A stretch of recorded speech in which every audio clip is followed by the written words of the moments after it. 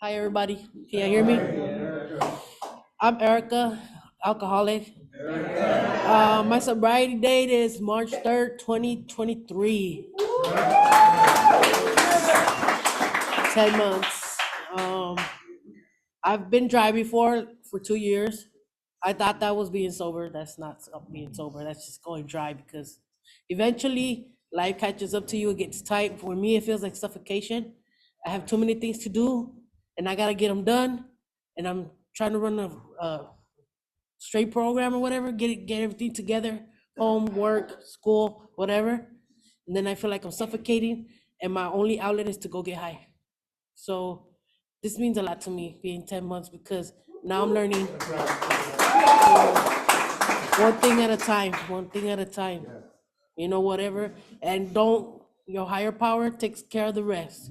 Surrender and surrender, like mean it. Like when you surrender, I mean surrender. I mean like everything I think I know, everything I think I can plan 10 minutes ahead, everything that I feel I have control over it's all a lie.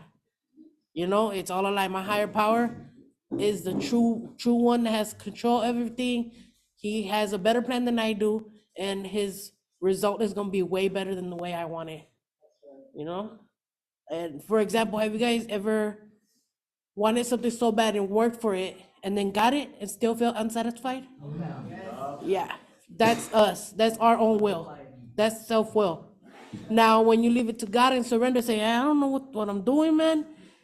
Kind of like me speaking right now, I don't know what the hell I'm doing, but I'm gonna give it to Him and let Him take the wheel. Mean it. Sometimes I cry just by saying that. It's like shaking all that off. So, as a child, it gets real really quick. So, as a child, I was born in Mexico, and my mom came to the U.S. to work. My both my parents, she left my dad over there because he was a cheater. And my grandma and my grandpa, my grandma and my mom both decided to come over here. She worked the fields. I think she came in a toolbox. One of those nifty tricks that, we know. you know. She came in a toolbox and worked hard here to send for me and my grandmother. And my grandmother ended up working in the fields. You know, that's real. People working in the fields. I also worked in the fields. Can you believe that? So it's hard work. And I only picked grapes, and that's the easiest part, supposedly. I don't know. That was hard. So, um, long story short, she made it. We made it. We made it to Long Beach. I turned 3 here. And during that time, I guess we were living with people. I remember I remember some things, not everything. But she hooked up with this man, my stepdad, the father of my younger siblings, 2 boys, 2 girls. I'm the eldest, and he was a he was an abuser. He sexually abused me as a child, and it was like an ongoing thing. And to me, it was normal, And I was always wrong. I grew up thinking I was always wrong because if I didn't work hard, because mind you, my mom and my grandma, they work hard. They come from the fields. My mom came in a toolbox. Life is hard. And if it ain't hard, then you're not doing it right. So I already have that mentality. This is normal. Whatever I'm going through is normal.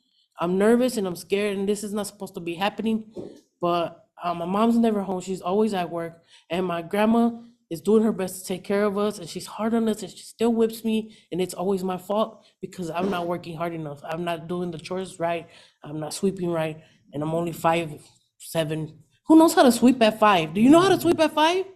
You know, like, I mean, dang, she got skills on. She had me sweeping at 5, like So I'm already in that state of mind, and we also had this neighbor who also took advantage of me. He got caught, and I say that he got caught now.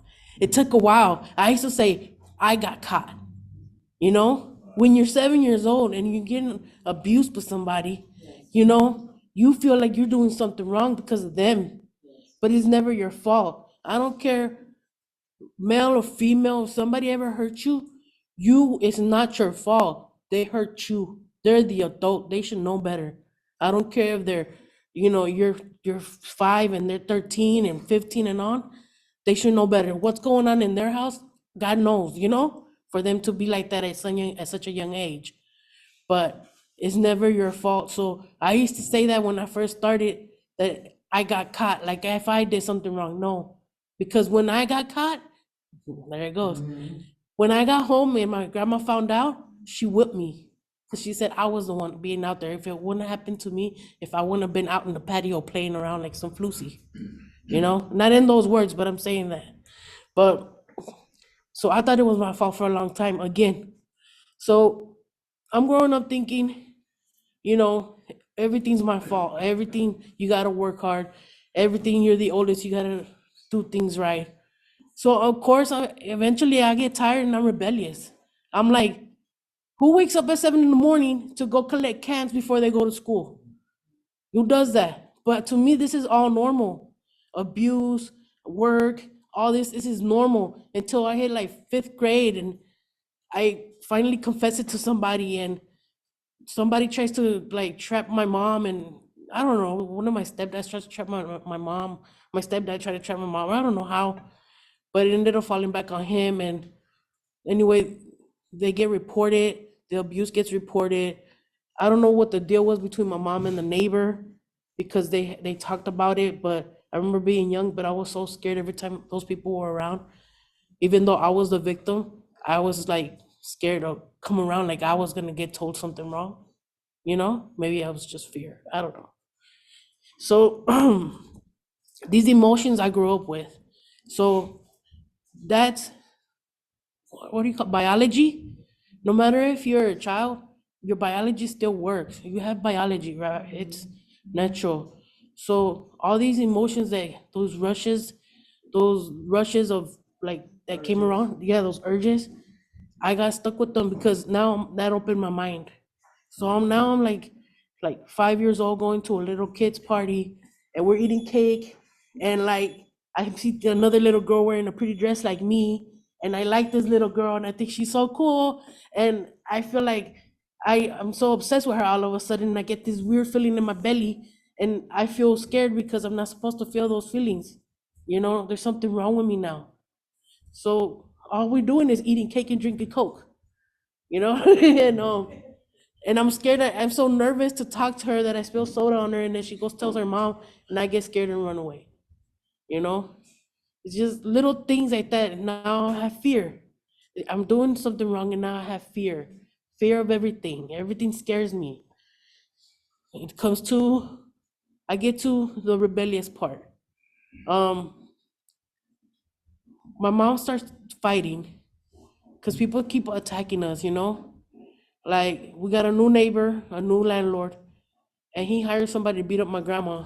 And this time my mom says, no, we're fighting this. We take him to court. It was all over some cans because we used to recycle so we can make rent and buy food sometimes, you know?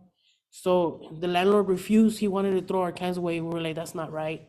And he tried to, because he took us to court and we got there and we had the right, we were in the right way.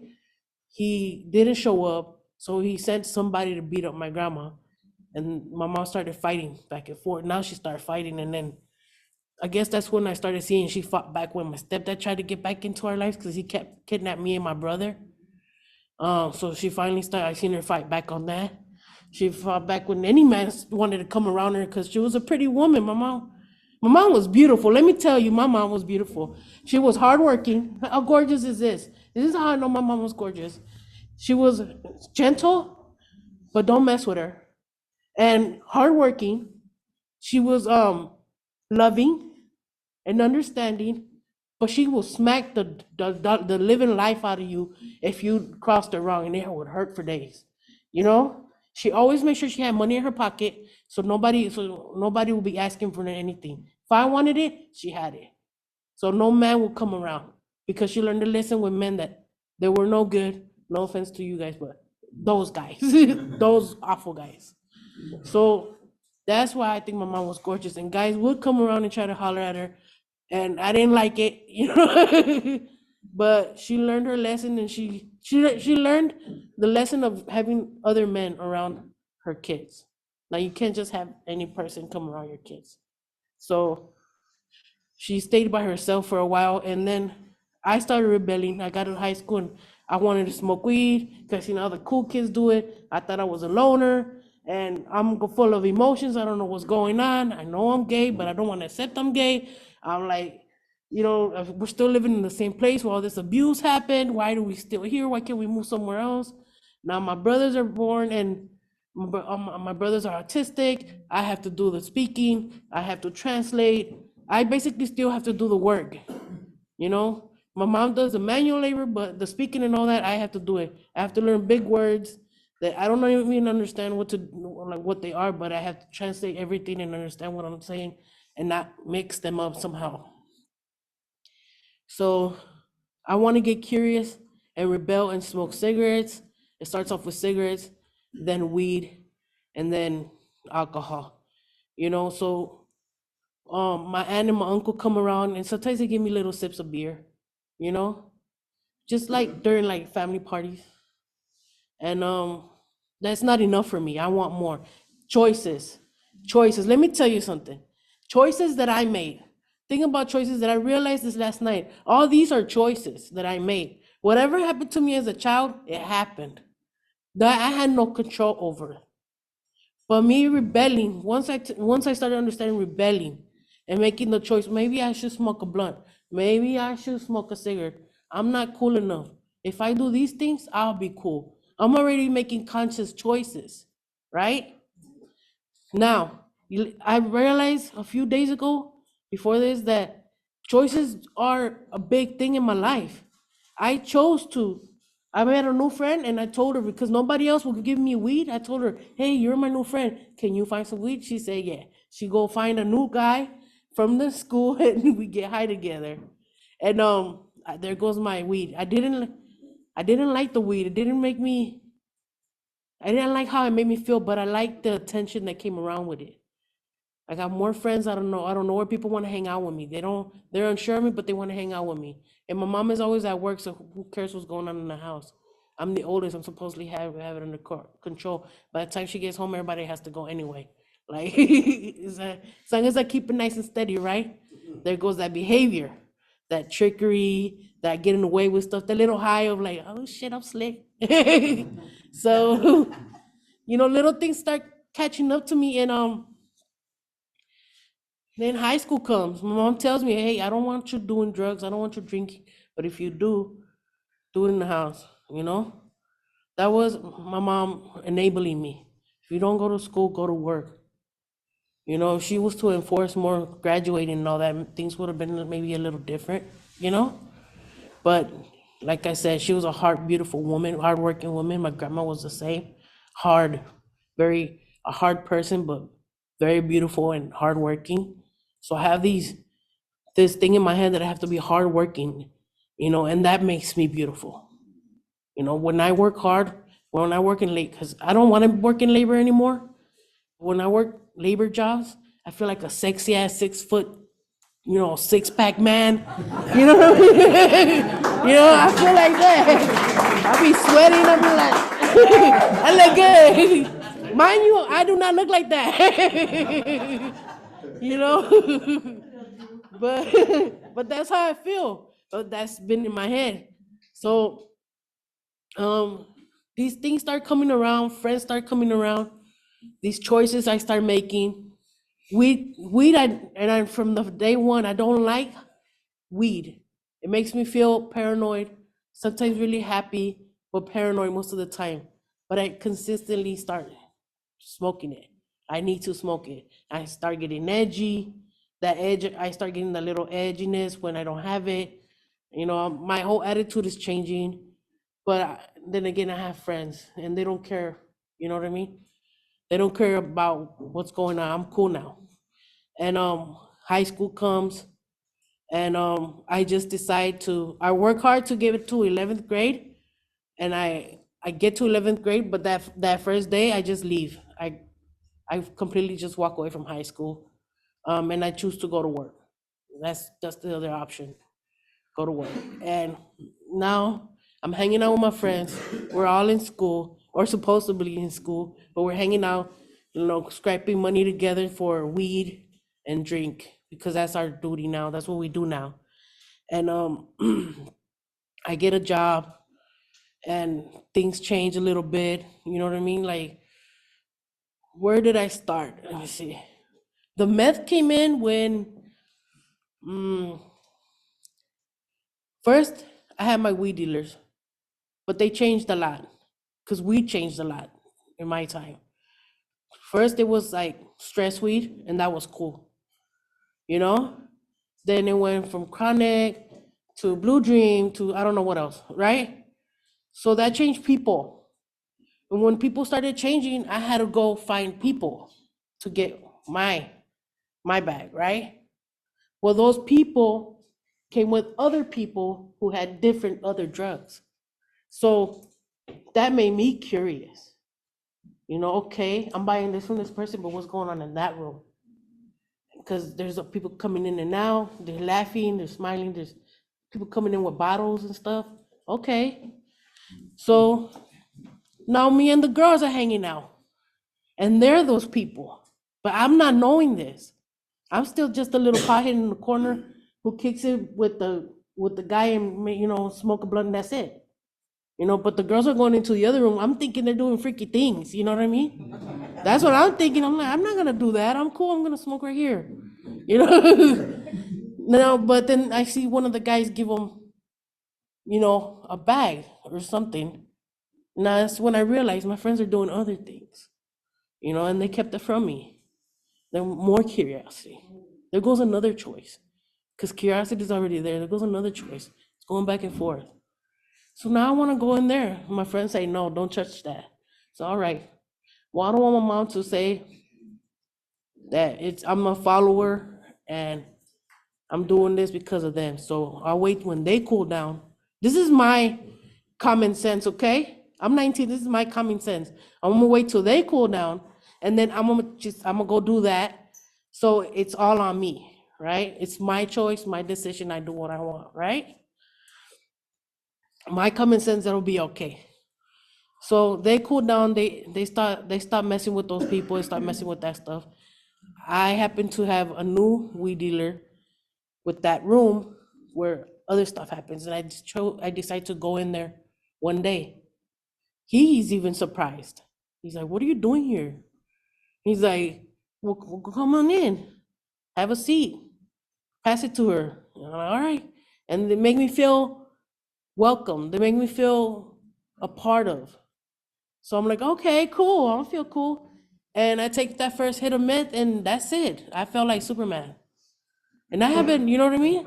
And then from that little bit, I met other people, and I mean, just it started slow. First, I was just getting high here and there. And I was a little punk about it because I would get punked or jacked because I didn't know what I was doing. I just wanted to get high. So I would give people money, and sometimes they would lie to me and not give me anything, you know? Or sometimes they would pull out a knife on me when I would give them more money to get more. So they just would rob me, and I was a little punk. Then I started getting aggressive, and I started manning up a little bit. Now I had to get to know you. I had to know the spot. I went back to the homies. Oh yeah, I'm in a gang. I'm in a gang. But reason I got into a gang was for protection for my mom because she worked at the laundromat. And I figured my common sense was like, if I join this little gang, I'll be okay. Eventually they dwindle away, and none of that has to happen, which they did not dwindle away, but I did. I dwindled away. So I joined the gang. So back and forth I was going with them until next thing you know, I was like going up and down the street, like anywhere from Long Beach on Cerritos, 10th, Alamitos. I mean, just that whole little part before you get to the beach. Bless you. I was everywhere just smoking dope in people's houses. Sometimes I would meet a new guy because had this thing where I go to my friend KJ's house, and we get high, and then he'll have no people there. He'd be like, "You want to kick it?" We kick it. And then I broke into a place, to some lady's house just to get high. This old lady's house, just so I could get high. He just walked in. I thought he knew her, you know what I mean? But I didn't care. As soon as he pulled out the pipe, I was like, at first I was paranoid, but as soon as he pulled out the pipe, I was like, okay. Like, I just, you know what I mean? I'm not caring about this person. Um, I didn't care about my family's health, like well being, because I would let everybody in through the window, so there'd be gangbangers and everybody in the window in my room when my mom slept in the living room. And they thinking that she can't hear when she has to wake up at 6 in the morning. And they all of us be tweaked out in there. Maybe she couldn't hear because, once people are high, everybody's quiet. Like, so, everybody's stuck. So maybe she couldn't hear. Who knows? But and then but these were these were gang members. I met a guy that had like, I don't know, it could have been like pounds or whatever. It turns out we and this guy, he would kept on going through this other gentleman's luggage, and me and this guy, we switched clothes. I took his overalls and he took my clothes, right? We were high. So, oh, like about a week later, the same dude that of the luggage comes back to the window with that guy, and he's begging me, Erica, tell him that Erica, talk to him, tell him that it ain't me. I didn't do nothing. We didn't do nothing. And I was like, what's going on? And the guy comes back around and he's like, and he had a gun on his back. And I'm like, oh shit, like, hey man, I got some of your pants. You want them back? So I give him whatever clothes he had left, I'll give it back. And he's like, I told you, like, Erica, I don't fuck around. I'm like, okay. So I always put myself in situations that made no sense. You know what I mean? People will come and try to steal my stuff, and I used to wonder why. It was because I had people in my garage getting high or in my room. You know what I mean? Like, I would wonder why people would try to attack me, or why they didn't like me, or why they would shoot me. But right now, as I'm talking to you right now, I understand why. You know, it's because I'm hanging out with these people doing things I'm not supposed to. I look just like them, doing things in people's property that I'm not supposed to be at. So this is awesome. um so I go through this. The reason I'm here is because, see that little cycle right there? That's a cycle, because then after that, I get a job, right? I come up, I get a car, my friends are back, right? I'm clean, and now everything's okay. My mom's okay, everything's okay. Time goes by. I'm sober for a little bit, but then I start again. Now it's another time. Things change quickly. Even here, if you guys ever notice, you guys are in residential. You guys notice that how in 2 seconds things change real quick. So same thing with me. Things change quickly, but my cycle, I noticed that it never changed. I'm 38 years old, 39 years old. So I went through this cycle. My mom passed away, my grandma passed away, my best friend passed away. Um, a couple other friends that I grew up with that we used to party and drink and whatever used to happen passed away for various reasons. You know what I mean? My higher power was a genie, because I always asked her for a new girl, a new car, and money, that job, whatever, a house. Um, so these little things, but I thought that was okay until this time around when I came I landed this job when I was stupid stuck. I started getting on Indeed. I was like, maybe if I get a job, I'll be saved. If I get a job, I'll save myself. My friend passed away and all this. I need to save myself. Nah, what am I gonna do? So I do a whole year church, and I look for a job. And I'm stupid high. I get the interview, but I don't make it because I'm high. And then um they constantly remind me that the job is opening. So I make the interview again, and I get there by chance. And I'm gonna come down, but I go to the interview, they fingerprint me, and I'm hired. Well, it was a brand new company, and it was barely opening, so everybody was new, including the workers. So I lucked out, and it turned out to be a cool job, and I really liked it, and I stayed clean during that time. And then next thing you know, this is how I know that stuff is my bitch. If I drink, I gotta go grab a bag. If I smoke weed or cigarettes or anything, I gotta go grab a bag. Like, not cigarettes, but like, you know what I mean? Like, if I'm partying, I gotta go grab a bag. If I feel good, if I'm hyped, let's say we're all over here in the party, and the group of us feel hyped, I gotta go grab a bag. That's how I know it's bitch. If the thought comes, I have to go. Um, Basically, I'm a little nervous now. I'm confused and lost, but uh, what I noticed this time around, because I got that cool job, I found a community of people that accepted me while I was sober. You know, for once, people wasn't worried about telling me to shoo, go away, or you're different, or you smell, or just move. You know, you're in my way. I had a good job and I was getting paid well, and I felt that like that strong 7 foot dude. You know, and I enjoyed that. I felt love, real love, and I messed it up by getting high. One day on my birthday, after I completed a year there, I decided to smoke. And then that one hit, 1,000s, I mean, one is too many and 1,000 is never enough. It's true, because I just took one time, and after that one time I felt guilty. I didn't get caught. I took my work hours, you know what I mean, my sick pay, but I figured I didn't get caught and I continued doing it later on. Next thing you know, that week turned into like 4 months.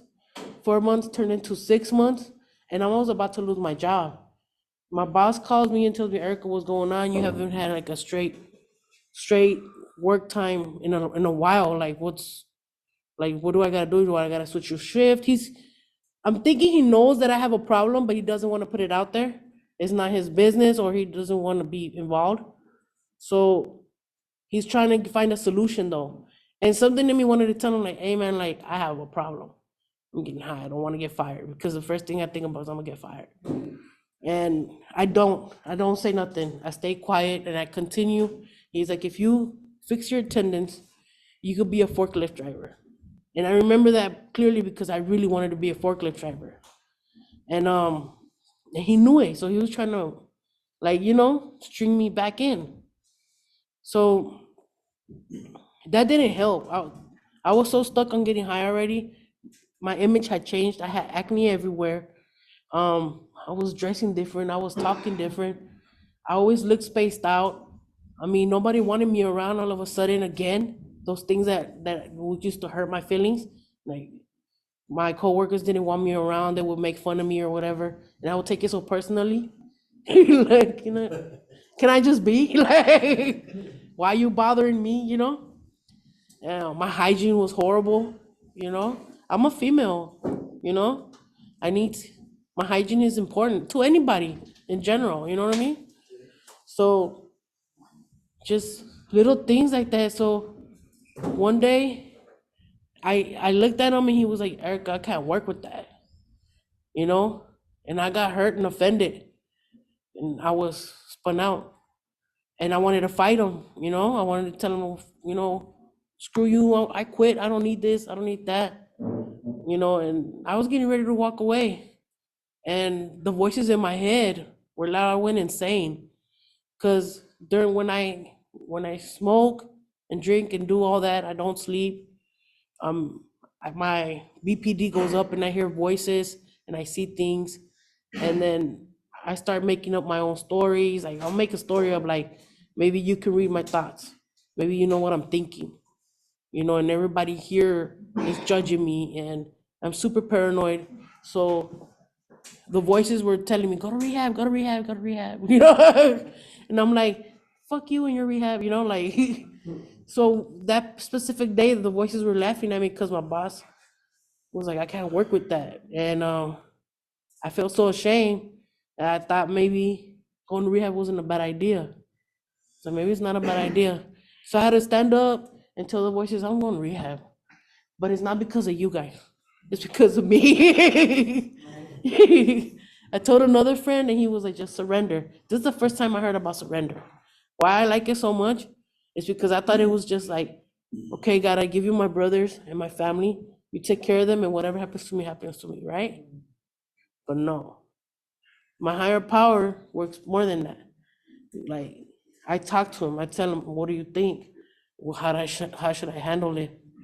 Okay, you know what? I'm just gonna let it go. You deal with that, or I just stay quiet, and a little answer does come around. It says it in the book. Little, if you stay quiet, a little answer comes, you know, and you'll know exactly what to do. It guides you. It gives you directions on pages 80 to 83, 83 to 88. Gives you little directions on how to do that, and it works. You know, this program, I didn't think I was gonna, for 4 months, once I got to rehab, for 4 months, all I drew was pookies, and I turned them in. On my dailies was like, I want to get high, I want to get high. Every time I would look at the door, because I was closed in. Every time I wanted to walk out because I was in my backyard. So I feel you. I was in my backyard. I'm in Long Beach. I'm in the middle of downtown. The connect is everywhere. So I'm like, sometimes I just wanted to walk out the door with just like my beater and my boxers and my chanclas, because you know how we're not allowed to have our phone and stuff. I just wanted to walk out just so I could go get high. Any excuse. My family had, I moved my brothers to my friend's house, my friend's mom's house, because her daughter passed away. So we were taking care, we were helping her out, and we were going back and forth because I was on drugs and she didn't appreciate that. And she would say things like, "Come get your brothers. I don't want them here. If I'm gonna have problems and this and that," and I would refuse to let go of my seat and like, nah, you want to help, where there's help, I'm out the way. You know what I mean? It sounds shameless, but I had to do that. You know what I mean? I was finally in rehab. I finally decided to make a move for myself. My brothers, they're hardworking. They might be, one of them is autistic and he goes to, they're good. They're solid. They're 35 and 34. They're grown men, but they're solid. They're honest and they work hard and they save and they budget and they're, you know what I mean? They're sweet men, They have, you know what I mean? They have no, they don't do evil things. The evilest thing they'll do is, not buy you a cheeseburger because they'll want one themselves. So like they're greedy. Is that time? 2 minutes? Okay, so where was I? Cheeseburger. Okay, so what I did different, what was been keeping me here, is that even though I was drawing pookies, even though I wanted to walk out, I hung onto my seat. When I say this, it's for real. If you guys are in residential, hang on to your seat. Sit on your hands if you have to. They told me that. I didn't believe it, but I did. 'Cause sometimes these girls would get on my nerves. So, like, hang on to your seat, and if somebody outside your recovery, or your buddy or your neighbor or your roommate is getting on your nerves, that will be done. That will be done. God got me, and don't let go. Don't give them your seat. You gotta be selfish. You don't give nobody your seat. I mean that. You don't do that, because if you give them your seat, they have a chance to get better, and you go back. If I would have gone back out in my beater, first of all, I'm out in the beater and some boxers. Where do you think I was gonna go? Right back to the connect. You know what I mean? Straight up. So the reason I'm here, I graduated Fred Brown, is because I hung onto my seat no matter what. You know what I mean? Shit gets hard. Life is still going. The chatter in my head is low. Thank God now. I take my meds. I I I say that what we've done. I pray at my God, and my father is not a genie. I pray for others. I pray for you. Hey, may God bless you. Teach me, bless you. You know? And then, I just try to keep trudging. I keep moving. Hey, Erika, do you want to help me out here? You got my back here? Yes, I got your back. Because if I help you, it helps me stay clean. you know, even if it's just breaking down a paragraph. Because I know I've broken down paragraphs for some of you. You know, it helps you and it helps me stay clean. Me telling you this story, as messed up and crazy as it was, I got you. I mean, I hope you get something out of it. But if you don't, get your sponsor, hang on to your seat, don't be giving it away. You know what I mean? And just keep pushing. Life is gonna happen, but one thing at a time, and your higher power got you. I don't care what your higher power is, but you gotta get one. Thank you.